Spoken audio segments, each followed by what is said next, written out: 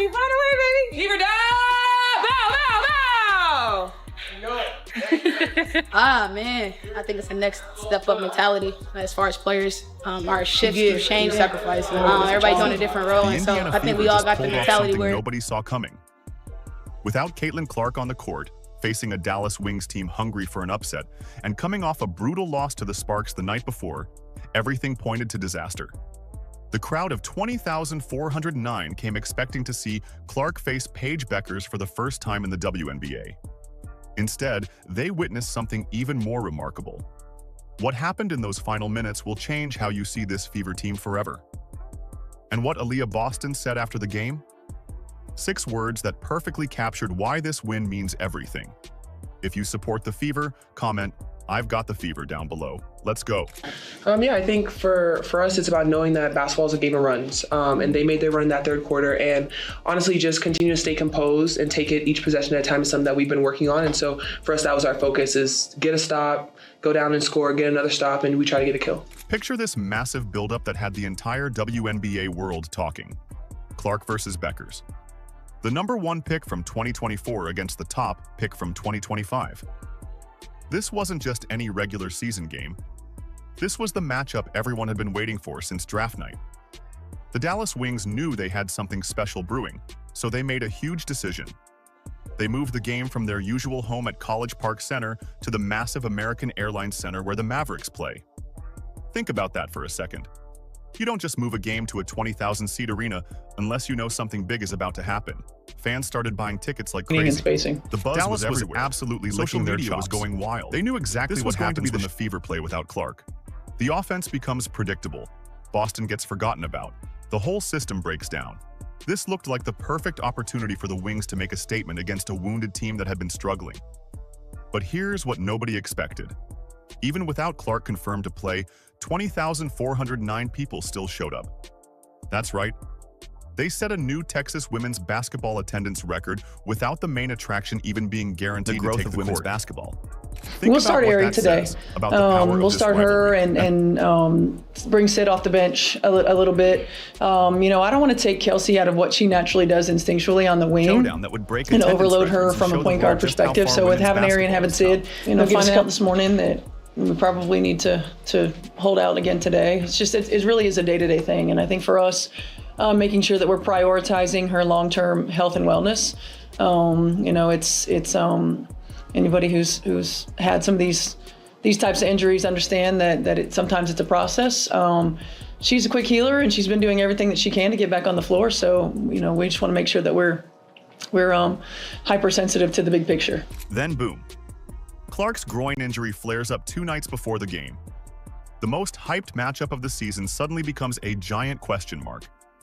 You've got thousands of fans who bought tickets specifically to see these two go head-to-head, and now the main attraction might not even play. I feel a disappointment for them more than anything because, you want them to see her at her best and us at our best. I hate that for fans, but at the same time, again, for us as a team and for Caitlin as a person and player, her health and wellness is the priority. But here's the thing that made this whole situation even more intense. The Fever had just gotten absolutely destroyed by the Los Angeles Sparks the night before.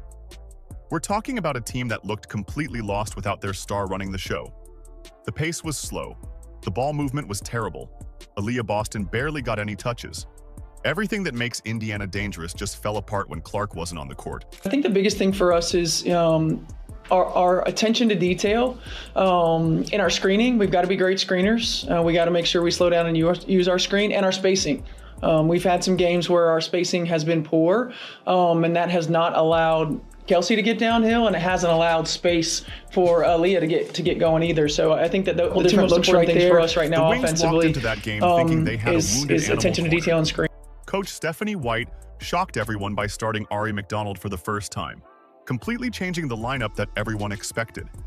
Nobody knew what to expect from this new look.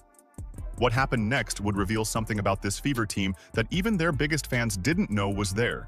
The stage was set for either complete disaster or something absolutely magical. The first quarter starts and something absolutely incredible happens. The Fever don't just survive without Clark on the court. They completely explode right out of the gate. Ari McDonald brings this energy that nobody saw coming. She's pushing the pace like her life depends on it. Charles can't finish. Gotta finish that. Oh, beautiful pass. McDonald counted in one. Run. She's getting everyone involved in ways that make you forget Clark isn't even playing. Dallas walks into this game thinking they can just focus on stopping Kelsey Mitchell. That's their whole game plan. Shut down Mitchell and watch the Fever fall apart. But suddenly they're dealing with McDonald's downhill attack that they never prepared for. She's creating complete chaos for the Wings defense. She's opening up lanes that haven't existed all season long. Can't finish. As a big, you gotta lean in. You can't be falling away.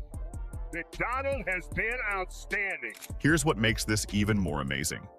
McDonald goes perfect from the field in that first quarter. She's not just throwing up shots. She's making smart plays that create opportunities for everyone else. The Fever start the game by making their first 7 shots in a row. 7 straight makes to open the game. You don't see that kind of execution very often.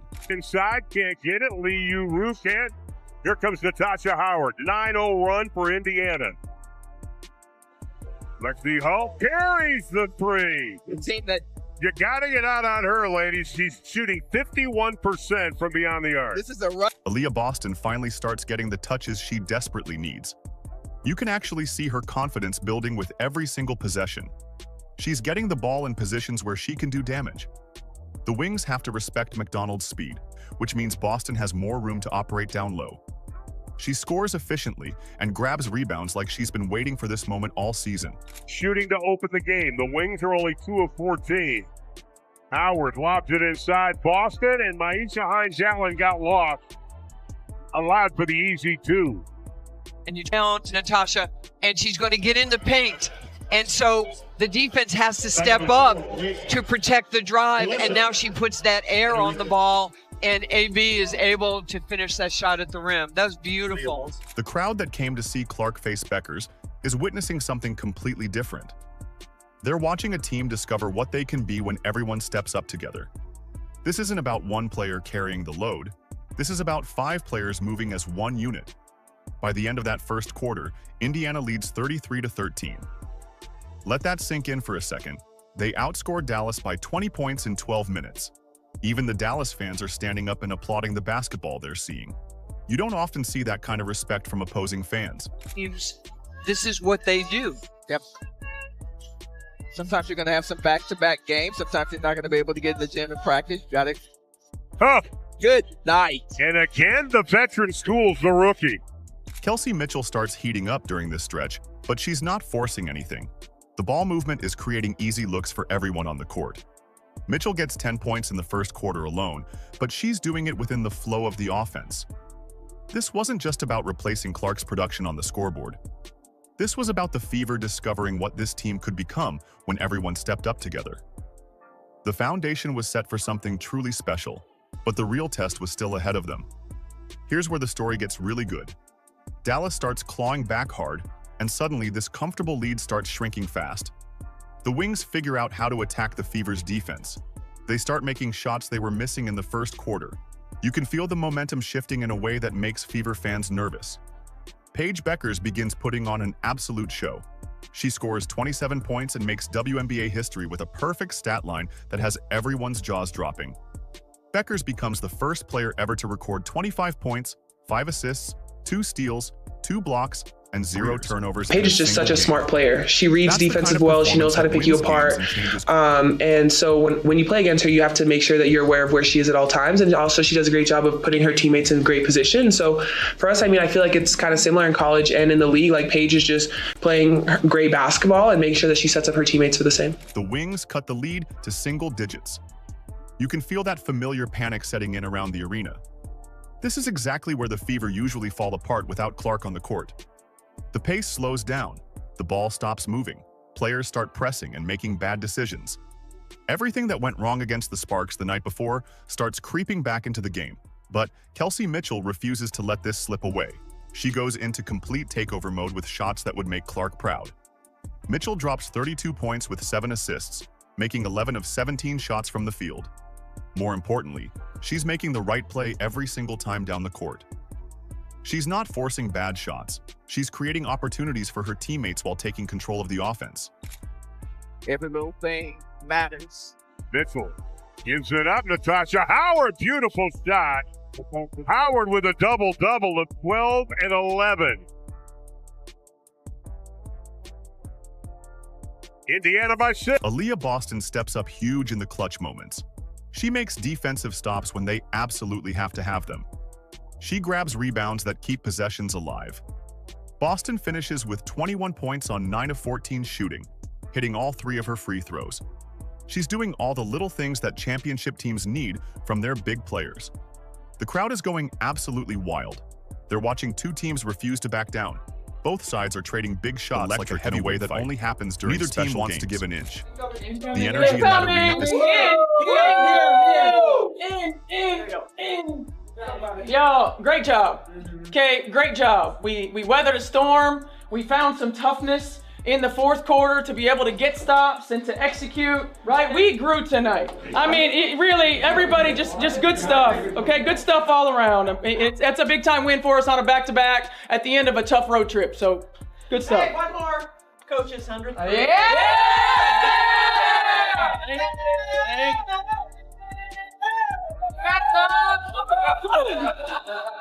All right, let's go. Here we go. Together, 3, 1, 2, 3. Yeah. With minutes left, Boston looks at the crowd of Fever fans scattered throughout the arena. You can see something click in her eyes. This is what she would later explain about every game being a home game. Those Fever jerseys are everywhere, creating energy that travels with this team.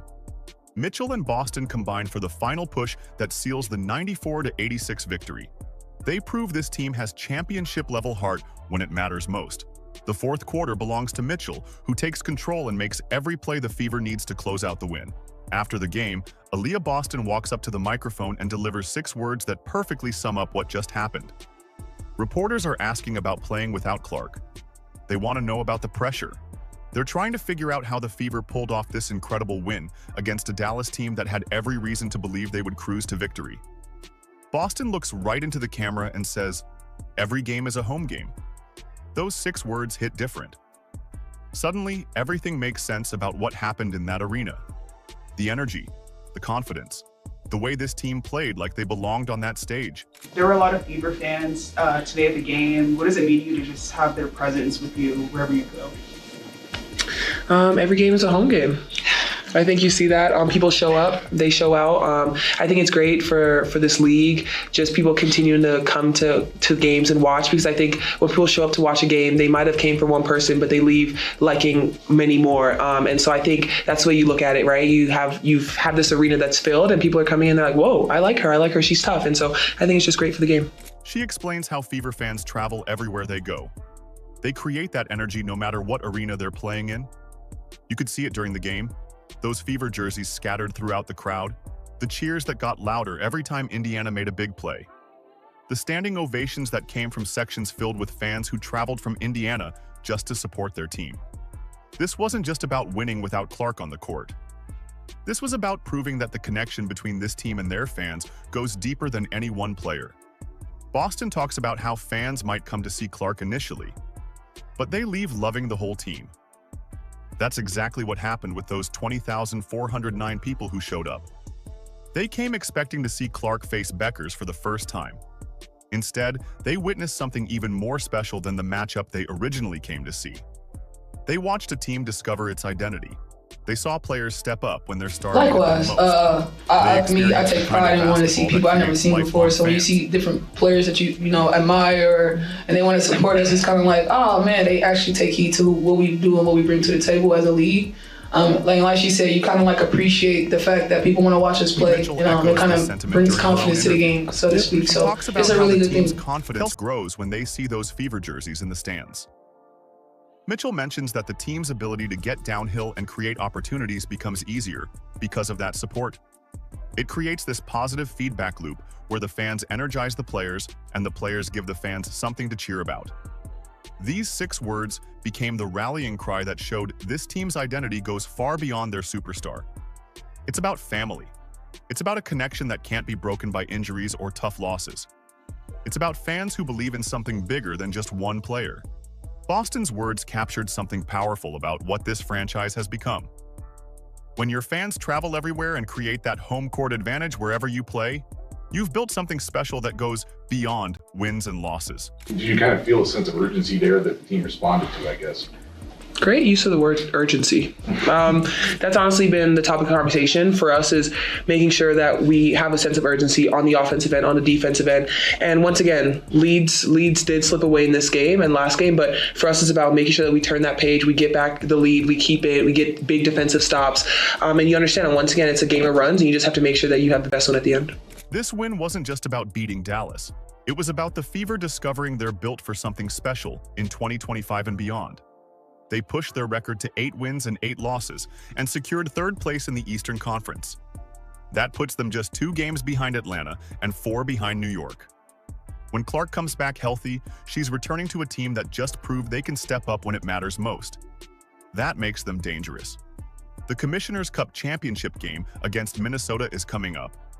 Then they get a 5-game homestand in Indianapolis. The future looks bright because they've built something unstoppable. If you support the Fever, comment "I've got the Fever" down below. Like, subscribe, and turn on all notifications so you never miss out. Click the video on the screen, and we will see you in the next one.